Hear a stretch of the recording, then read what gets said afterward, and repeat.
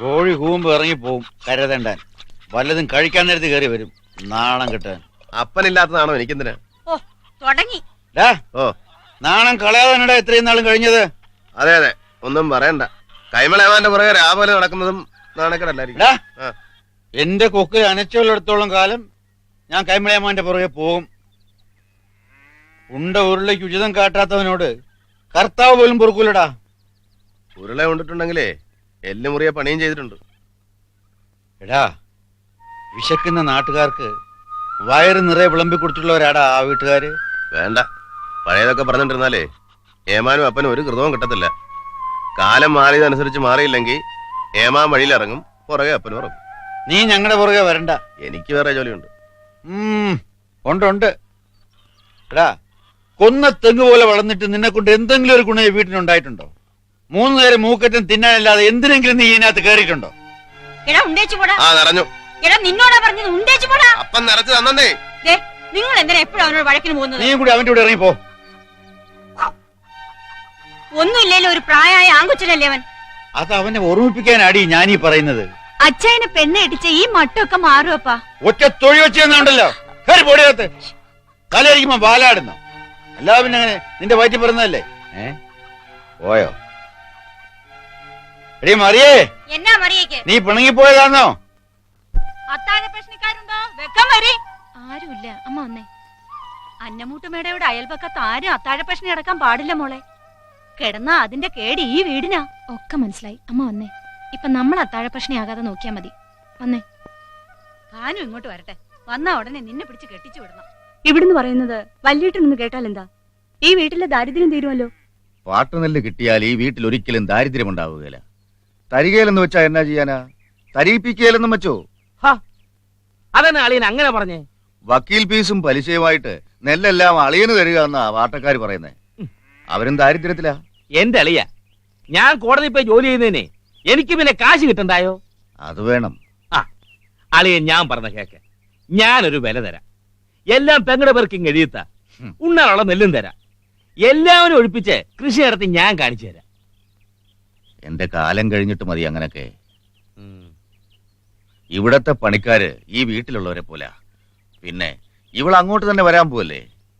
ഭാനുവിന്റെ ഇവളുടെയും കല്യാണം കഴിഞ്ഞിട്ട് നമുക്ക് ആലോചിക്കാം. കുടിക്കാൻ എന്തെങ്കിലും എടുക്കട്ടെ? ഓ, നിന്റെ അമ്മ എന്തിയോടി? മുകളിലിരുന്ന് നാമം ജപിക്കുക. ഇപ്പൊ സ്വല്പം കൂടുതലല്ലയോ? കുറഞ്ഞിട്ടുമില്ല കൂടിയിട്ടുമില്ല. ഞങ്ങൾക്ക് അവളെ കൊണ്ട് ഒരു ബുദ്ധിമുട്ടുമില്ല. ശീലമായി കഴിഞ്ഞില്ലയോ? പോകാം.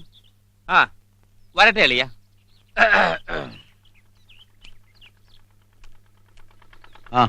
സ്വാതന്ത്ര്യം കിട്ടാത്തവന്മാര് വരുന്നുണ്ടല്ലോ.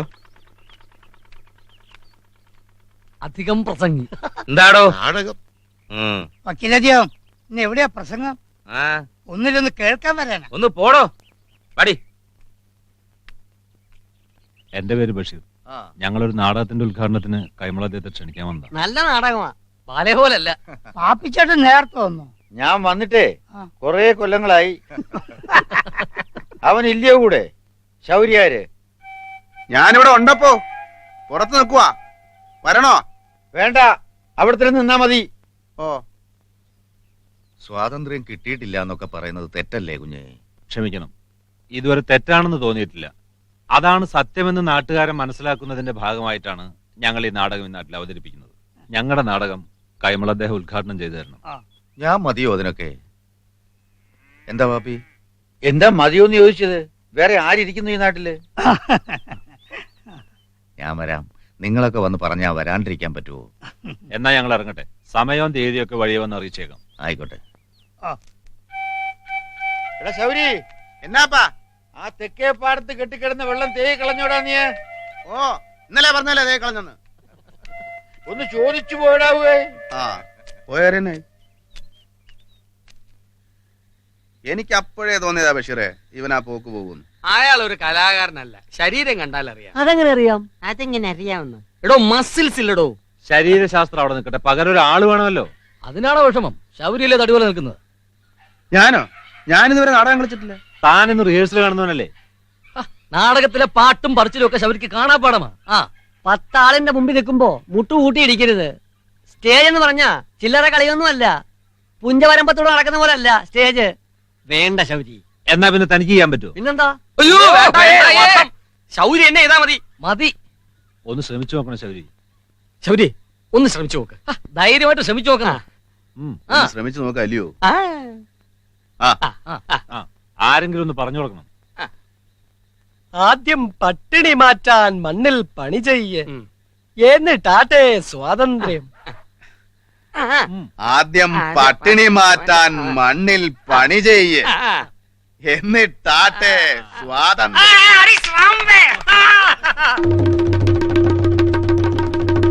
സ്വാതന്ത്ര്യത്തിൻ അരുണോദയം ഒരു ദുർമുഖമോ, എതിരനെ എതിരിടാൻ സ്വാതന്ത്ര്യത്തിൻ സമരഭടന്മാർ ജൈത്ര പടകമടിക്കുന്നു, ജൈത്ര പടകമടിക്കുന്നു. ആദ്യം പട്ടിണി മാറ്റാൻ മണ്ണിൽ പണി ചെയ്യ്, എന്നിട്ടാട്ടെ സ്വാതന്ത്ര്യം. ഒഴുക്കിനെതിരെ നീന്തും ഞാൻ എതിരൻ, എതിരൻ, എതിരൻ. നന്മകൾ മാത്രം സ്വപ്നം കാണും എതിരൻ, എതിരൻ, എതിരൻ. സ്വാതന്ത്ര്യത്തിൻ എതിരനെ തുരത്തുക, അടിപെടുത്തുക, തുരത്തുക, അടിപെടുത്തുക.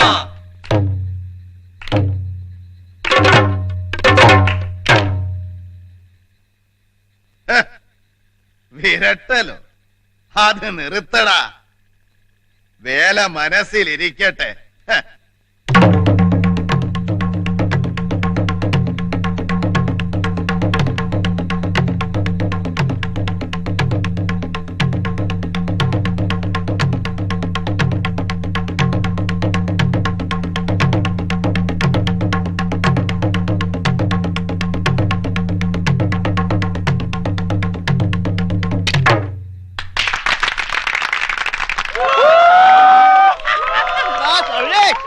ആരാടാ കൊന്നെ?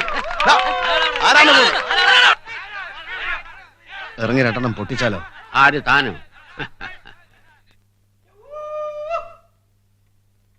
നിന്റെ നാടകം കണ്ട് കൂവിയാ നീ ആളുകളെ തല്ലു? ഇപ്പൊ ഞാൻ വന്ന് കൂവുകയാണെന്നിരിക്കട്ടെ, നീ തല്ലു? ഇല്ലേ മോനെ. നീ കത്തിയും വീശി കുത്താൻ ചെന്നാ വക്കീൽ ഇവിടെ പരാതി തന്നിരിക്കുന്നത്.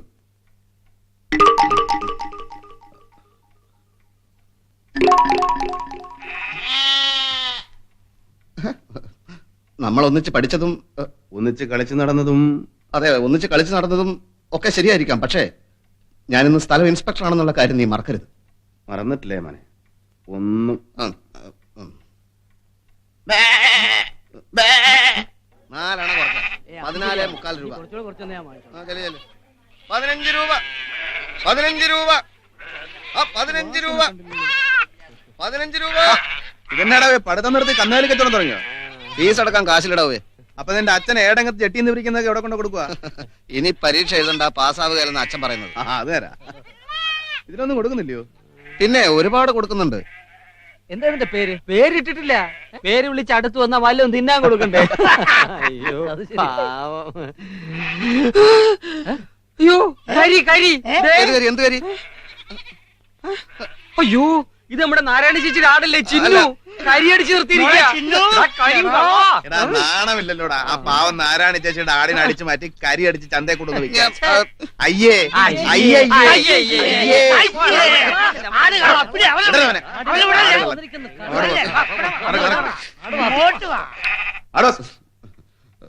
നീ പൊക്കോ, എനിക്ക് പലതും ഓർമ്മ വരുന്നു. രണ്ട് പൊട്ടിക്കുന്നില്ലേ മോനെ? ഇപ്പോഴില്ല, മേലിൽ ഇത് ആവർത്തിച്ചാ നീയാണെങ്കിൽ പോലും എനിക്ക് പൊട്ടിക്കേണ്ടി വന്നേക്കും.